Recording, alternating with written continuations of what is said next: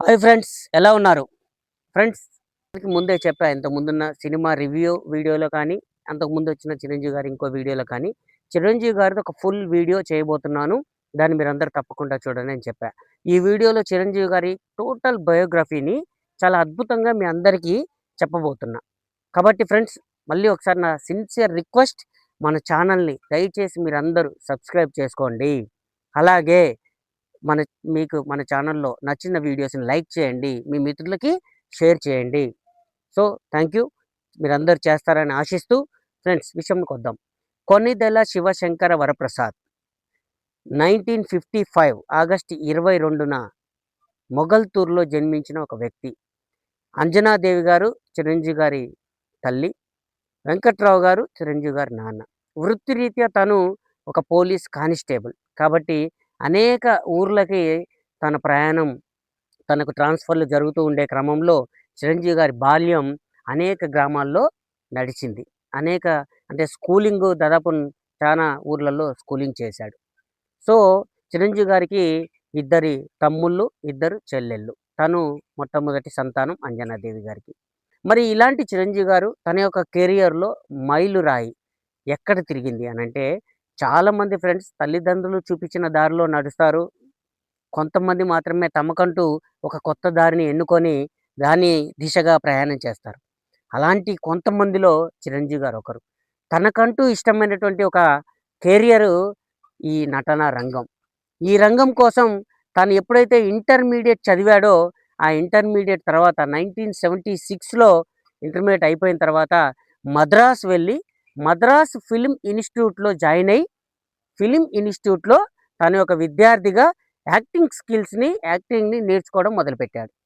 ఆ ఫిల్మ్ ఇన్‌స్టిట్యూట్‌లో యాక్టింగ్ నేర్చుకుంటున్న క్రమంలో 1978లో మిత్రుడు ద్వారా తనకొక అవకాశం వచ్చింది. మిత్రుడు కూడా మీ అందరికి తెలుసు. తను కూడా ఒక కమెడియన్‌గా సుధాకర్ అని తను ఇద్దరు మంచి రూమ్‌మేట్స్. ఇప్పుడు చిరంజీవి గారిలో ఉన్నటువంటి హ్మ్.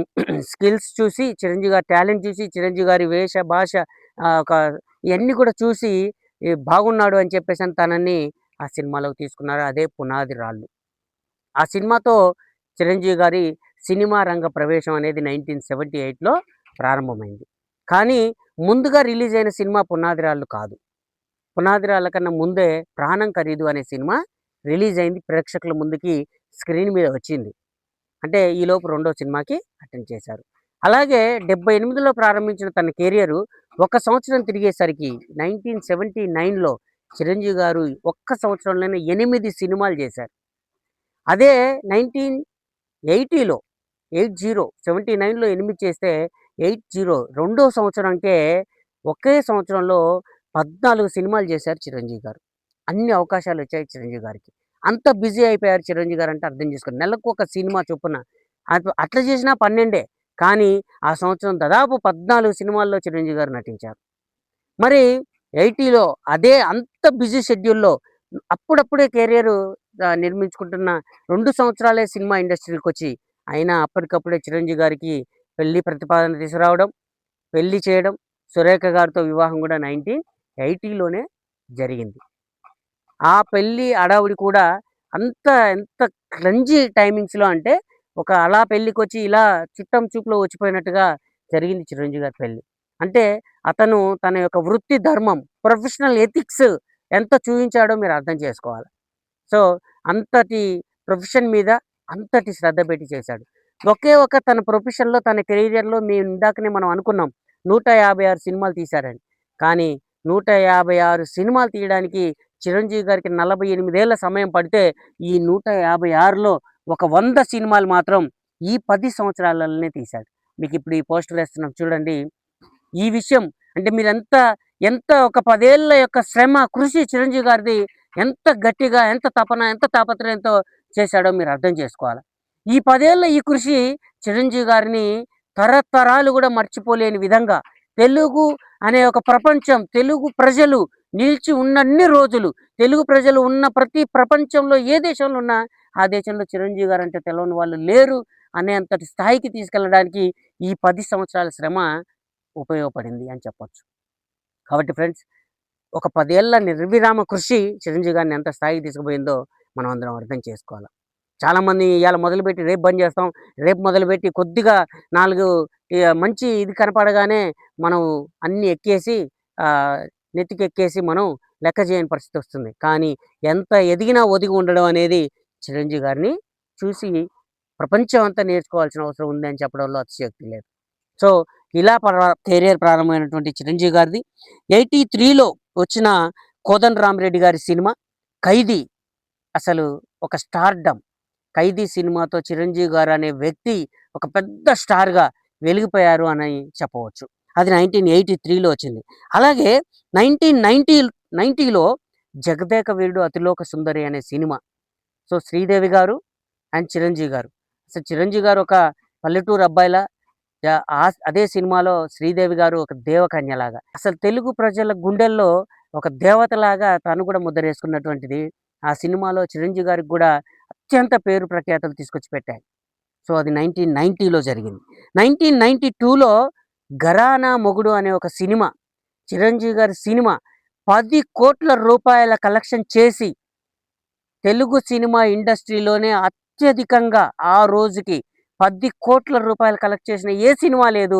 మొట్టమొదటి అత్యధిక కలెక్షన్ 10,00,00,000 మార్కును దాటిన సినిమా చిరంజీవి గారి సినిమా. అది కూడా 'ఘరానా మొగుడు' అనే సినిమా. అలాగే ఫ్రెండ్స్, తను మొట్టమొదటి సినిమా 'పునాది రాళ్ళని' మనం చెప్పుకున్నాం.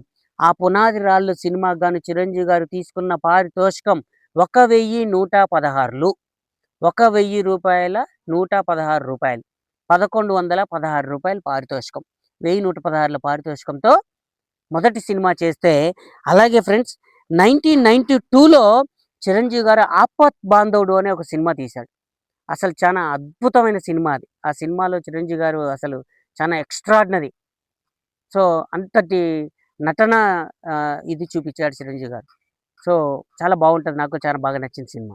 ఈ సినిమాకు గాను చిరంజీవి గారు తీసుకున్నటువంటి పారితోషికం రూ. 1,25,00,000.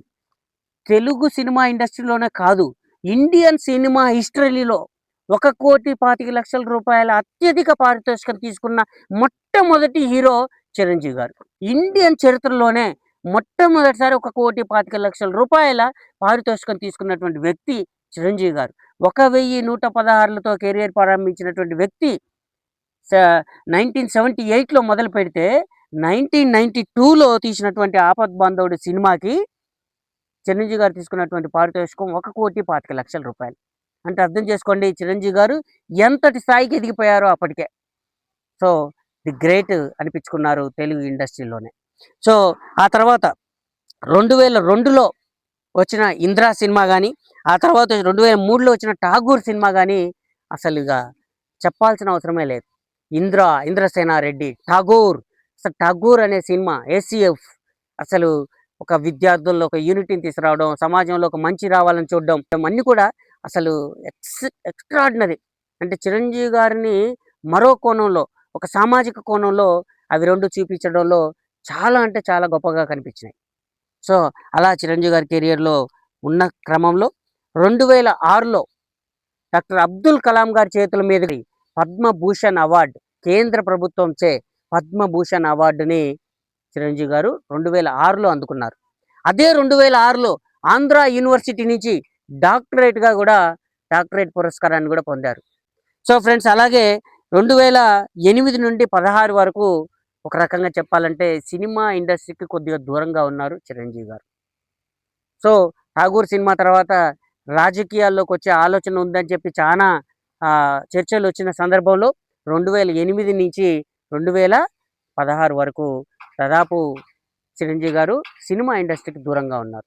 దాంతో పాటు అప్పటికే చిరంజీవి గారు మొదలుపెట్టినటువంటి ఐ బ్యాంక్ గాని, బ్లడ్ బ్యాంక్ గాని ఒక సేవా దృక్పథంతో ఆ రోజు నుంచి నిన్నగాక మొన్నొచ్చిన కరోనా దాకా చిరంజీవి గారు సేవలో ఎంత ముందున్నారు అనేది నేను చెప్పాల్సిన అవసరం లేదు. కొన్ని కోట్ల మందికి బ్లడ్ అవసరమైనప్పుడు చిరంజీవి గారి బ్లడ్ బ్యాంక్ ద్వారా బ్లడ్, కొన్ని వేల మందికి, లక్షల మందికి ఐ బ్యాంక్ ద్వారా కూడా సేవలు అందడం జరిగింది. సో, అలాగే మొన్న కరోనా సమయంలో గూడా కొన్ని కోట్ల రూపాయల వెచ్చించి ఆక్సిజన్ అందని వాళ్ళకి ఆక్సిజన్ సిలిండర్లతో పాటు అనేక రకాలుగా శానిటైజర్‌ను, అనేక రకాలుగా గ్లౌజెస్, మాస్క్స్ అన్నీ గూడా చిరంజీవి గారు తన యొక్క డబ్బులతో ఈ తెలుగు ప్రజలకి ఎంతో సాయం చేశారని చెప్పడంలో అతిశయోక్తి లేదు. సో, ఒక పక్క సేవా రంగంలో ఉండి, ఒక పక్క సినిమా రంగంలో ఉన్నటువంటి చిరంజీవి గారు రాజకీయ రంగాల వైపు అడుగులు వేయడం మొదలుపెట్టారు.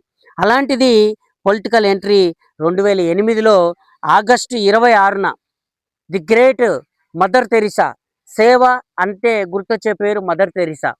సో, అలాంటి మదర్ తెరిసా గారి పుట్టినరోజు సందర్భంగా ఆంధ్రప్రదేశ్‌లోని, అప్పుడు ఉమ్మడి ఆంధ్రప్రదేశ్ మనది. ఉమ్మడి ఆంధ్రప్రదేశ్‌లోని తిరుపతిలో తనొక భారీ బహిరంగ సభ పెట్టి చిరంజీవి గారు ప్రజారాజ్యం అనే ఒక పొలిటికల్ పార్టీని అనౌన్స్ చేశారు. ఆ ప్రజారాజ్యం పార్టీ 1 ఇయర్ తర్వాత అంటే 2009లో వచ్చిన సార్వత్రిక ఎన్నికల్లో పోటీ చేసి దాదాపు 295 స్థానాల్లో పోటీ చేశారు చిరంజీవి గారు అండ్ చిరంజీవి గారి టీమ్. 290 స్థానాల్లో పోటీ చేసి ఒక 18 స్థానాల్ని గెలుచుకోవడం జరిగింది. చిరంజీవి గారు కూడా 2 స్థానాల్లో పోటీ చేశారు. రెండిట్లో తిరుపతిలో నెగ్గారు. అలాగే పాలకొల్లులో ఓటమి చెందారు. చిరంజీవి గారి టీంలో టోటల్‌గా చిరంజీవి గారితో పాటు మొత్తం ఒక 18 మంది ప్రజారాజ్యం పార్టీ నుంచి ఆ రోజు గెలుపొందడం జరిగింది. ఆ తర్వాత ఇక్కడ మన ఆంధ్రప్రదేశ్‌లో వైఎస్ రాజశేఖర రెడ్డి గారి ప్రభుత్వం, కేంద్రంలో కాంగ్రెస్ ప్రభుత్వం రావడం. కాంగ్రెస్ ప్రభుత్వం వచ్చిన తర్వాత రాజకీయ ఒత్తిళ్ళు, రాజకీయ వాతావరణాన్ని కొంత తట్టుకోలేక చిరంజీవి గారు తన పార్టీని కాంగ్రెస్ పార్టీలో విలీనం చేయడం, రాజ్యసభ ఎంపీగా అవ్వడం, ఆ తర్వాత కేంద్ర మంత్రిగా, పర్యాటక శాఖ మంత్రిగా కూడా 2012 నుంచి 2014 దాకా కేంద్ర ప్రభుత్వంలో ఒక కేంద్ర మంత్రిగా, పర్యాటక శాఖ మంత్రిగా చిరంజీవి గారు పనిచేయడం కూడా జరిగింది. ఇంకా ఆ తర్వాత నుంచి మళ్ళీ కొంత రాజకీయాలకి పూర్తి స్థాయిలో, కొంత కాదు పూర్తి స్థాయిలో రాజకీయాలకి చిరంజీవి గారు దూరంగా ఉన్నారని మాత్రం చెప్పుకోవాలి. ఆ తర్వాత సినిమాల్లోకి మళ్ళీ రీ ఎంట్రీ ఇవ్వడం జరిగింది. యాదృచ్ఛికంగా అది 150వ సినిమా అవ్వడం. సో, దాదాపు ఒక 9, 10 ఏళ్ల విరామం తర్వాత 2017లో చిరంజీవి గారు మళ్ళీ రీ ఎంట్రీ ఒక సినిమా ద్వారా, అదే 'ఖైదీ నంబర్ 150' అని రైతు సమస్యలు అనే బేస్‌తో ఒక మంచి సినిమాని తీసి మళ్ళీ ప్రజల ముందుకి సినిమా రూపంలో చిరంజీవి గారు రావడం. ఆ తర్వాత 2024లో గౌరవ రాష్ట్రపతి శ్రీ ముర్ము గారి చేతుల మీదుగా చిరంజీవి గారికి భారతదేశ అత్యున్నతమైనటువంటి పురస్కారం పద్మ విభూషణ్ చిరంజీవి గారి సొంతమైంది. సో, ఒక పద్మ విభూషణుడు అంటే భారతదేశంలో అంతకన్నా గొప్ప ఏది లేదు అని దాని అర్థం. అత్యున్నతమైనటువంటి పురస్కారం. భారతదేశంలో ఇచ్చే పురస్కారాల్లో అత్యున్నతమైనదే బ పద్మ విభూషణ్. అలాంటిది ద్రౌపది ముర్ము గారి చేతుల మీదుగా 2024లో చిరంజీవి గారికి దక్కడం జరిగింది. అదేవిధంగా 2024లో గిన్నీస్ బుక్ రికార్డ్‌లో కూడా చిరంజీవి గారికి స్థానం వచ్చింది. గిన్నీస్ వరల్డ్ రికార్డ్స్‌లో కూడా. ఈ బుక్‌లో రికార్డ్ రావడంలో ఒక ఒక ఇదుంది. అదేంటంటే తన కెరియర్ ఏదైతే తన మొట్టమొదటి సినిమాకి సంతకం పెట్టిన రోజు సెప్టెంబర్ 22, 1978 అయితే అదే సెప్టెంబర్ 22, 2024న గిన్నిస్ బుక్ ఆఫ్ రికార్డ్ తనకు రావడం ఒక విశేషం. అంటే అదే కెరియర్‌ని ప్రారంభించిన రోజే తనకు ఈ ప్రపంచ స్థాయిలో ఒక గిన్నిస్ బుక్‌లో ఒక స్థానం రావడం గమనార్హం. బాలీవుడ్ హీరోని చేతుల మీదుగా వచ్చింది. అమీర్ ఖాన్ గారి చేతుల మీదుగా వచ్చింది. అమీర్ ఖాన్ గారు బాలీవుడ్ హీరో, సూపర్ స్టార్. తను కూడా తన చేతుల మీదుగా చిరంజీవి గారు గిన్నిస్ బుక్ ఆఫ్ వరల్డ్ రికార్డ్‌ని అందుకోవడం జరిగింది. అది కూడా తన కెరియర్ ప్రారంభించిన రోజు ఏదైతే ఉందో అదే రోజున అందుకోవడం జరిగింది. అక్కడోటి అంటే కొడుకుతో 'ఆచార్య' సినిమా, ఆ తర్వాత ఇంకో సినిమా, ఇలా ఒక 4, 5 సినిమాలు చేసినా మళ్ళీ చెప్పుకోదగ్గ సినిమా అంటే గొప్ప సినిమాగా ఈరోజు 156వ సినిమాగా ఈ సంక్రాంతికి 2026 సంక్రాంతికి రిలీజ్ అయినటువంటి సినిమా 'అద్భుతం అమోఘం' అని చెప్పొచ్చు. ఈ సినిమా చిరంజీవి గారి కెరియర్‌లో మరొక అంటే మొత్తం చిరంజీవి గారు తీసిన 156 సినిమాల్లో టాప్ 10లో కూడా ఈ సినిమా ఉంటది అని చెప్పొచ్చు. ఎందుకంటే ఇదొక మంచి ఫ్యామిలీ మెసేజ్ సినిమాగా చిరంజీవి గారు ఈ సినిమాని ఇచ్చారు. సో ఫ్రెండ్స్, అలాగే ఇలాంటి కెరియర్ అంటే దాదాపు సినిమా ఇండస్ట్రీలో 48 సంవత్సరాల నుంచి సినిమా ఇండస్ట్రీలో ఉన్నటువంటి వ్యక్తి. Total 70 years age. ఫుల్ ఫిట్‌గా ఈ రోజు కూడా అసల 70 సంవత్సరాల వయసు అంటే చెప్తే తప్ప తెలవనంత ఇదిగా ఉన్నటువంటి వ్యక్తి. హెల్త్ అంటే హెల్త్, సమాజ సేవ అన్ని రంగాల్లో చిరంజీవి గారు ఏ రంగంలో తీసిపోని విధంగా ఈరోజు చాలా అద్భుతమైన వ్యక్తి, ఒక ఆదర్శనీయమైన వ్యక్తిగా ఉన్నారు. పట్టుదల అంటే చిరంజీవి గారు అన్నట్టుగా, క్రమశిక్షణ అంటే చిరంజీవి గారు అన్నట్టుగా, ఎంత ఎదిగినా ఒదిగి ఉండడం అంటే చిరంజీవి గారిని చూసి నేర్చుకోవాలన్నట్టుగా. సో, ఏ విషయంలో చూసినా చిరంజీవి గారు ఇప్పుడున్న నేటి సమాజానికి, నేటి యువతరానికి ఆదర్శనీయం. కాబట్టి ఫ్రెండ్స్, ఒక చిన్న స్థాయిలో నుంచి ఈరోజు ప్రపంచ స్థాయిలోనే గుర్తింపు పొందినటువంటి వ్యక్తిగా తన క్రేజ్, తన క్రెడిబిలిటీ అలాంటిది. సో, ఎంతటి క్రేజ్‌ని, క్రెడిబిలిటీని సంపాదించుకున్నటువంటి చిరంజీవి గారి యొక్క కెరియర్, తన యొక్క పట్టుదల, తన యొక్క శ్రమ అంతా ఇంతా కాదు. ఇది తెలుగు జాతి ఉన్నంత కాలం చరిత్రలో నిలిచిపోయేటువంటి క్రెడిట్ చిరంజీవి గారిది.